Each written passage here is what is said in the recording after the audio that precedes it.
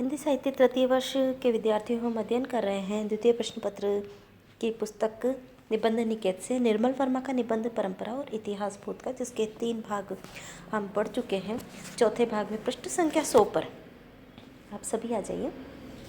यहाँ से मैं प्रारंभ करती हूँ।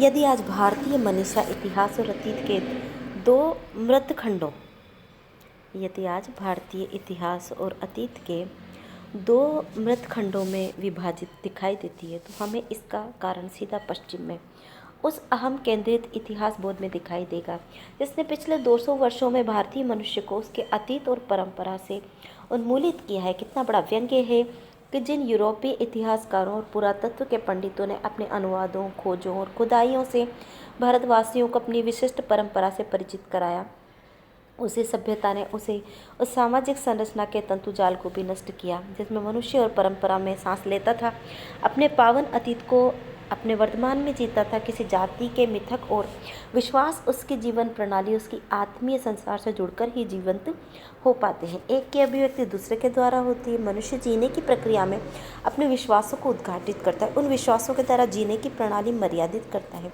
ऐसी संस्कृति में इतिहास के समय एक अक्षुण्ण धागे से परंपरा के कालातीत बोध से जुड़ा होता है। मनुष्य एक साथ 2 काल प्रदेशों में जीता है और ये दोनों एक दूसरे से अलग नहीं, एक दूसरे के समानांतर भी नहीं है, दोनों एक दूसरे से उलझे हैं। इस उलझाव में एक जाति की आत्मा अपना आकार ग्रहण करती है। पश्चिम के इतिहास बोध ने इस आत्मा के तंतु जाल को छिन्न भिन्न कर दिया, उसे 2 फांकों में खंडित किया।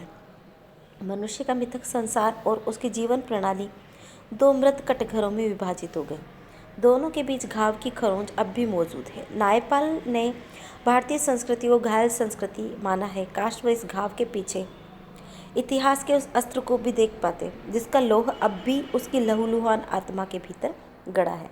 संभव है हर जाति को देर सवेर ऐतिहासिक बोध प्राप्त करने का मूल्य चुकाना पड़ता है। हम अपनी परंपरा के प्रति उसी समय सचेत होते हैं जब उसे खो देते हैं। स्वयं को जानना ही आदि पाप बन जाता है, जो हमें परंपरा और अतीत बोध के गार्डन ऑफ ईडन से निष्कासित कर देती। किंतु यह आत्मचेतना क्या अपने खुद में छलना नहीं है? हम अपने को जानकर अपने अतीत से विच्छिन्न होते हैं और फिर वह विच्छिन्नता खुद अपने को जानने में बाधा बन जाती है। वास्तव में हम सभ्यता के आत्मबोध में नहीं, उसके अहम केंद्रित अलगाव में जीते हैं। इस अहम केंद्रित ऐतिहासिक बोध का इससे बढ़कर प्रमाण क्या हो सकता है कि जिन रेडियंस की सभ्यता को सफ़ेद जातियों ने इतनी निर्ममता से उन्मूलित किया, उन्हीं के तीर कमान, वेशभूषा, देवी देवताओं की मूर्तियाँ आज अमेरिका के संग्रहालयों में गर्व से प्रदर्शित की जाती है।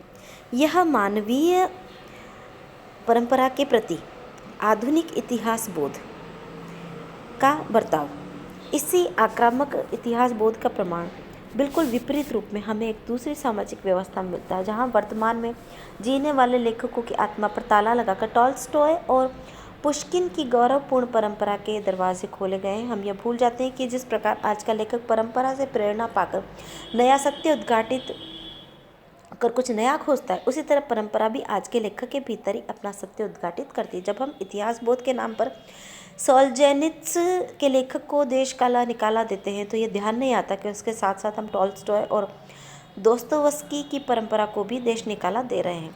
पुराने लेखकों की पुस्तकों को लाखों की संख्या में छापकर साहित्य परंपरा का संरक्षण नहीं होता, उसका सत्य आज के लेखक की मुख्य मुक्त वाणी में संरक्षित होता है। ऐसा सत्य जिसके लिए वह किसी से नहीं डरता, लोक से नहीं, वेद से नहीं, गुरु से भी नहीं। मनुष्य नियति की यह पीड़ा विडंबना है कि वह संपूर्ण रूप से आत्मनिर्वासित हो जाता है, वह संपूर्ण रूप में मुक्त हो जाता है। अतीत और भविष्य के बारे में उसके सब भ्रम और लगाव छूट जाते हैं। इतिहास मानो एक हाथ से उसका सर्वस्व छीनकर दूसरे हाथ से उसे निरीह, नंगी, अंधेरे में ठिठुरती हुई स्वतंत्रता दे देता है। यह इतिहास बोध का अभिशाप है कि मनुष्य अपने को खो देता है, किंतु उसका वरदान भी यही है कि यह सब कुछ खोने के बाद भी सब कुछ पा सकता है। वह पाना समय होता है, किंतु जो चीज़ पाई जाती है वह खुद समय की सीमाओं का अतिक्रमण कर लेती है। क्या कला का मूल सत्य भी यही नहीं है? वह अपने में ठहरी हुई स्मृति को उन्मेषित कर देती है, जिसे हम परंपरा कहते हैं, किंतु वह अपने भीतर को स्थगित भी कर लेती है, जिसे हम इतिहास कहते हैं। इसलिए परंपरा और इतिहास, जिन्हें हम 2 विरोधी तत्व मानते आए, एक शाश्वत दूसरा नश्वत, कलाकार उन्हें अपनी स्वतंत्र चेतना के बिंदु पर एकीकृत कर लेता है। कला शाश्वत वर्तमान में जीती है। कला का यह मर्म मनुष्य जीवन का सत्य भी हो सकता है, ऐसा हरचारी प्रसाद जी सोचते हैं। इस सत्य को मनुष्य के भीतर एक अनामी देवता की तरह पाते हैं। इस देवता की कोई बनी बनाई मूर्ति नहीं, मनुष्य उसे अपनी परंपरा से खोदकर बाहर निकालता है। वह बाहर जो चीज़ आती वह मूर्ति नहीं, मनुष्य की स्मृति है। वह अपने पंख समय में खोलती है, समय जो अब और आज है, और उसकी खुलती हुई सलवटों में देवता का जो बिंब निकलता है, उससे वह कभी संतुष्ट नहीं होता। वाल्टर बेंजामिन के शब्दों में कहें तो कोई मूर्ति उसे संतुष्ट नहीं करती, क्योंकि देवता का सत्य स्मृति नहीं, उसकी अनवरत खुलती सिलवटों में छिपा रहता है।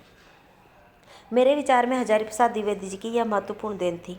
एक आधुनिक भारतीय किस दुर्गम रास्ते से अपनी खंडित चेतना का अतिक्रमण कर सकता है, अपनी जातीय स्मृति सलवटों से उस देवता की मूर्ति निकाल सकता है जिस पर पिछले 2 वर्षों से इतिहास की गर्द जमा होती गई है, जो मूर्ति भी है और आईना भी, जिसमें वह अपने से साक्षात्कार करता है। वह सही अर्थ में आधुनिक थे, क्योंकि वह अतीत को सब छलनाओं और इतिहास की मरीचिकाओं से मुक्त थे।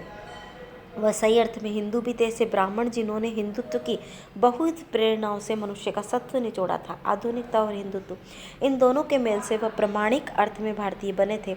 उनकी दृष्टि में भारतीयता वर्तमान के पासपोर्ट पर बनी कोई विरासत नहीं थी जिसे हम अतीत से पा लेते। वह एक ऐसा मूल्य थी जिसे हर पीढ़ी को अपने समय में अर्जित करना पड़ता है।